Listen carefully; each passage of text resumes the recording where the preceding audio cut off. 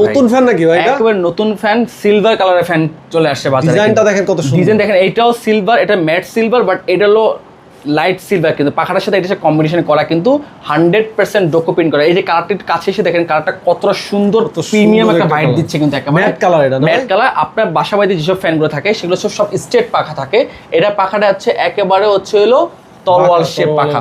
কেন? আপনার এটার বাতাসটা বাসার কোনায় কোনা পর্যন্ত পৌঁছাবে।